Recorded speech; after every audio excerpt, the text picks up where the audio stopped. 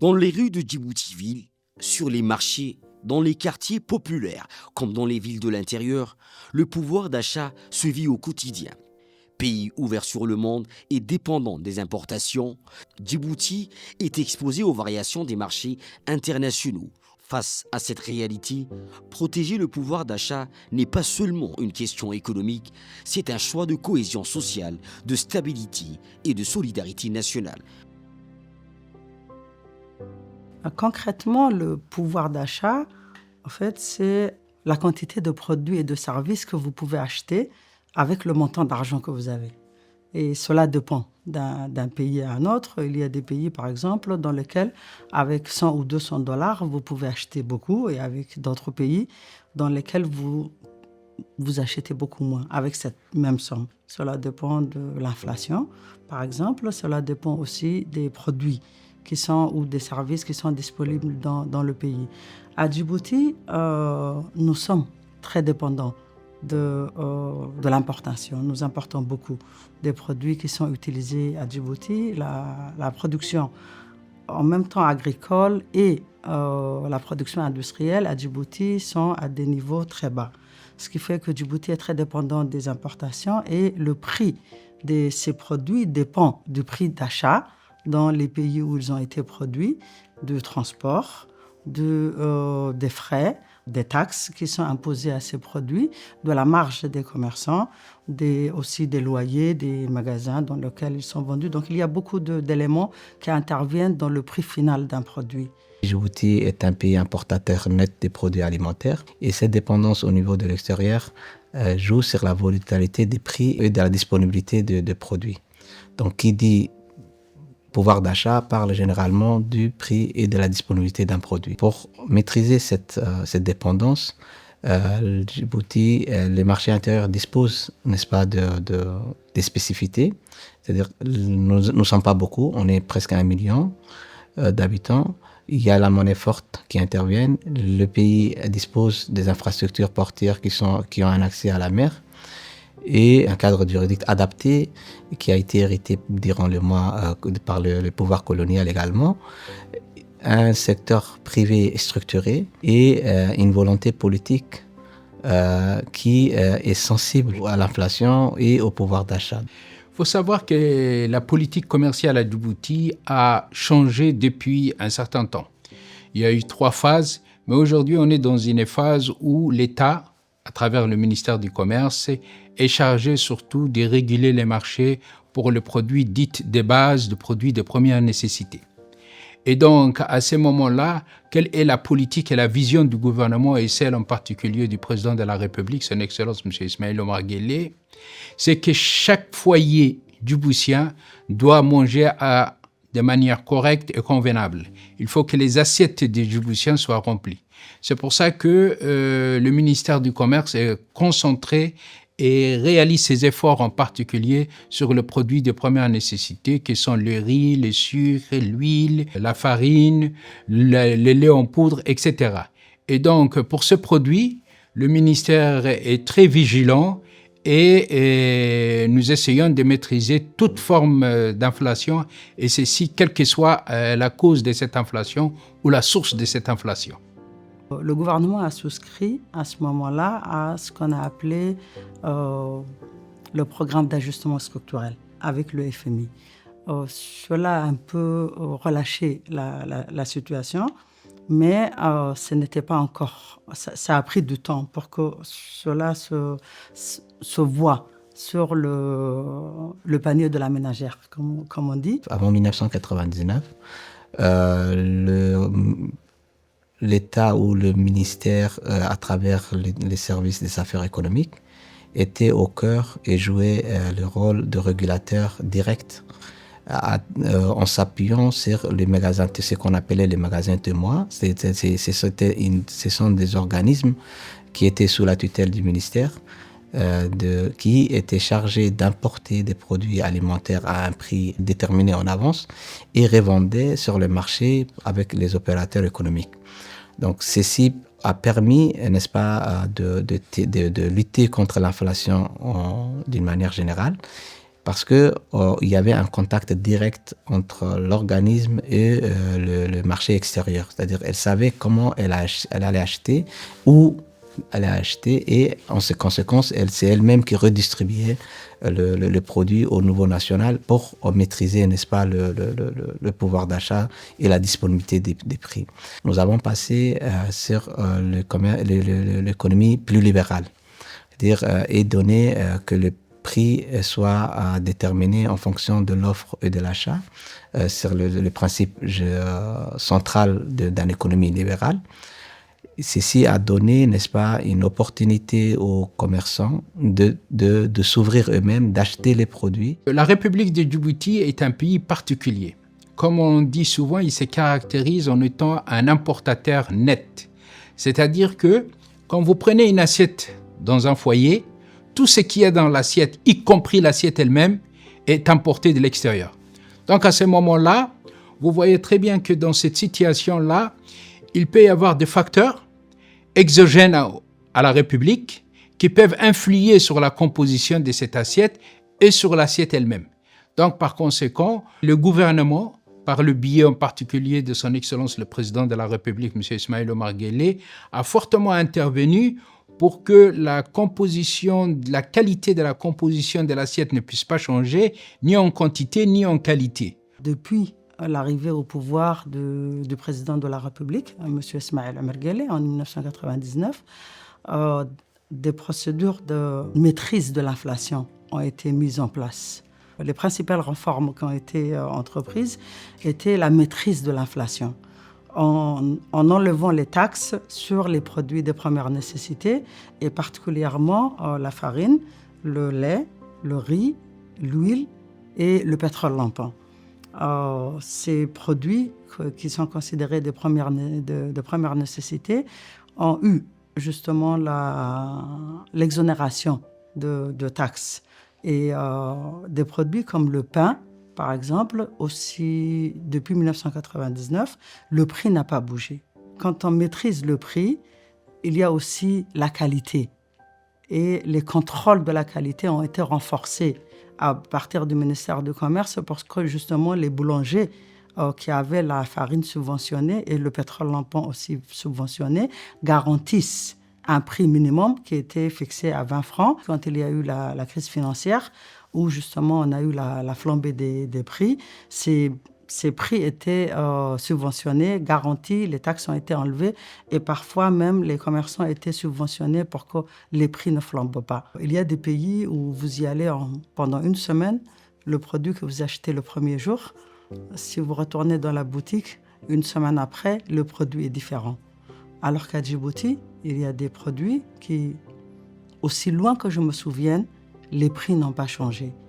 Et ces prix qui n'ont pas changé, ce n'est pas un accident, c'est une volonté. L'État, sous la directive du président de la République, a exonéré toutes les taxes. Et de fait, il y a eu la renaissance d'une réintroduction de mesures de contrôle des prix et d'homologation, c'est-à-dire le contrôle des marges bénéficiaires des différents importateurs, que ce soit les importateurs ou les détaillants. C'est là où le ministère du Commerce a rejoué son rôle de régulateur, mais uniquement réservé à ces 7 produits.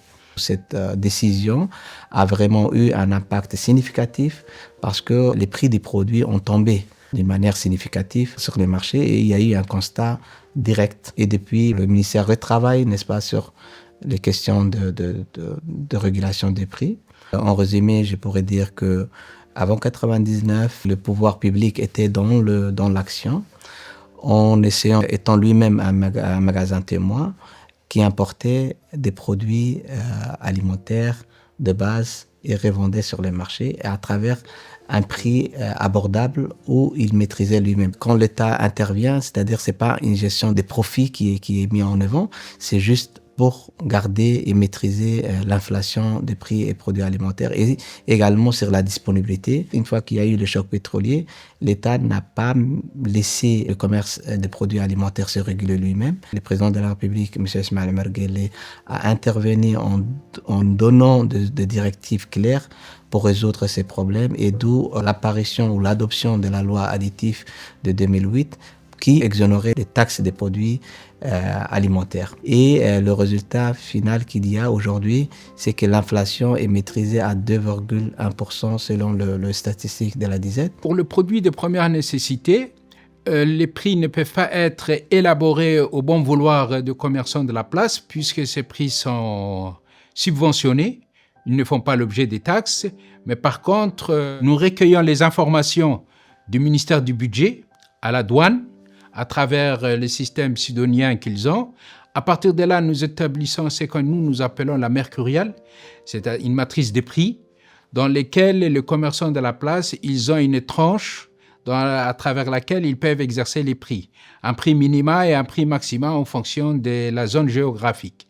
Donc, par conséquent, il y a à ce moment-là un vrai suivi et une maîtrise de l'évolution des prix, en particulier pour le produit de première nécessité. Les prix sont déterminés en partenariat avec le secteur privé. Ce n'est pas un prix imposé indépendamment sans la moindre information par l'État et donc par le ministère du Commerce. Ce qui est fait au concret, c'est on récupère les factures d'achat des fournisseurs, on récupère tous les frais engagés par le fournisseur pour acquérir les biens en question. Et ensuite, sur cette base-là et sur ces calculs-là, on tolère un bénéfice entre 10% voire 15%. Et ça, c'est l'effort du gouvernement pour pouvoir satisfaire la population et pour que la population puisse manger à sa faim. Je vais vous donner un exemple très concret. Au lendemain des décisions prises pour le Covid, on a dit tout simplement suspendre par exemple la TVA concernant l'huile de palme, afin que l'huile de palme puisse être à la portée de tous les ménages. On a à un moment craint d'être dans une situation de rupture de stock. On a dû évaluer tous les stocks disponibles à Djibouti, y compris les stocks de la zone franche. Et on a été rassuré que les stocks, y compris dans la zone franche, étaient largement disponibles pour couvrir et satisfaire les besoins nationaux pour au moins 2 ans, voire 3 ans. Donc, c'est pour ça que le Covid n'a pas touché le foyer, n'a pas touché les assiettes des foyers. En pleine crise de la guerre Russie-Ukraine, il y a des pays qui ont connu une inflation pour le produit de première nécessité, le produit alimentaire, de l'ordre de 200%, alors que la République de Djibouti a eu une inflation de l'ordre de 25%. Donc, c'est pour donner la différence entre nous et les pays de la région.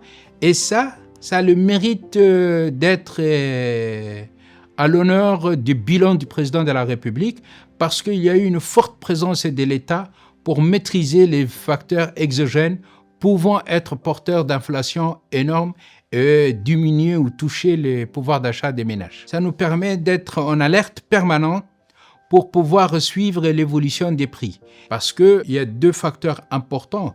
Il faut que l'on gère, il faut que l'on sache la situation des stocks et aussi et surtout la vente au détail, qui parfois peuvent avoir un certain nombre d'écarts. Mais la chose la plus importante qu'on a pris et que le gouvernement et en particulier son Excellence, le président de la République, M. Ismaël Omar Guelleh, ça a été de disposer d'un stock national qu'on appelle, nous, vulgairement, au ministère du Commerce, un stock stratégique qui permet d'alimenter les marchés de manière permanente et de ne pas vivre une période de rupture de stock qui risque d'entraîner une inflation importante, qui nous permet de pouvoir alimenter les marchés et ne pas vivre des situations de rupture de stock. Nous a permis d'éradier un certain nombre d'inflations que l'on pouvait vivre récemment avec la crise de la mer Rouge. À chaque fois qu'il y a eu un choc économique, que ce soit des chocs pétroliers ou le Covid ou en 2008, l'inflation des prix, la crise financière, il a fallu mettre en place une commission pour justement agir rapidement sur cette crise pour qu'elle ait l'impact le plus minimal possible sur la population. Donc les institutions du gouvernement, particulièrement le ministère des Finances, du Budget, du Commerce, en relation avec la Chambre de commerce, se sont mis en place et se sont concertés pour les mesures à prendre. Depuis 1999 et suite en particulier au programme d'ajustement structurel, le marché a été libéralisé, mais libéralisé aussi avec un suivi, une surveillance, un veille du ministère du Commerce. Quand vous êtes dans le secteur informel et que votre activité n'est pas déclarée et que vous n'avez pas la couverture sociale, eh bien, le jour où vous tombez malade, tout le revenu que vous avez gagné pendant la semaine, vous allez vous les dépenser pour vous soigner. Alors que si vous déclarez votre activité à tous les niveaux, y compris en matière de couverture sociale, le jour où vous tombez malade, vous ne payerez presque rien du tout pour vous soigner. Et le revenu que vous avez gagné pendant la semaine, vous allez toujours le conserver pour subvenir aux besoins de la famille. Donc voilà un exemple simple et concret. Donc par conséquent, les opérateurs informels, pour toutes ces raisons-là, ont intérêt à déclarer, à officialiser leurs activités. L'État est même parti à accorder un certain nombre d'avantages en matière de fiscalité, en matière de patentes, etc., pour au moins les premières années d'exercice. Et donc, par conséquent, les efforts sont là, mais on devrait travailler ensemble et notre rôle n'est pas de sévir, mais plutôt d'être pédagogue. Et c'est par la pédagogie, nous espérons arriver à les convaincre pour pouvoir quitter le secteur informel pour le secteur formel. C'est une décision importante pour ces opérateurs parce qu'ils pourront non seulement aller de l'avant, ils pourront aussi accéder aux avantages financiers que leur offrira leur futur statut et puis bénéficier d'une assistance de l'État dans la mesure du possible de leur développement d'activité. Les initiatives du président de la République relatives au pouvoir d'achat ont donné de résultats tangibles, surtout pour le consommateur djiboutien. C'est la disponibilité des produits, malgré les crises, malgré la fluctuation du marché extérieur. C'est-à-dire que les produits doivent être disponibles à un prix abordable et que le consommateur n'ait pas assez soucié de cette fluctuation. Et aujourd'hui, je pourrais conclure que l'inflation est maîtrisée en comparant les pays de la région. Nous sentons que nous avons réussi à maîtriser l'inflation, surtout alimentaire, au niveau extérieur, au niveau du marché international. La gouvernance d'un État est quelque chose de très difficile. Mais il faut une participation de tout le monde. Je parlais tout à l'heure de regroupement de mes concitoyens en regroupement de consommateurs ou autres, etc. Je pense que le meilleur comportement pour que la vie dans la cité s'améliore, c'est d'avoir un comportement administratif.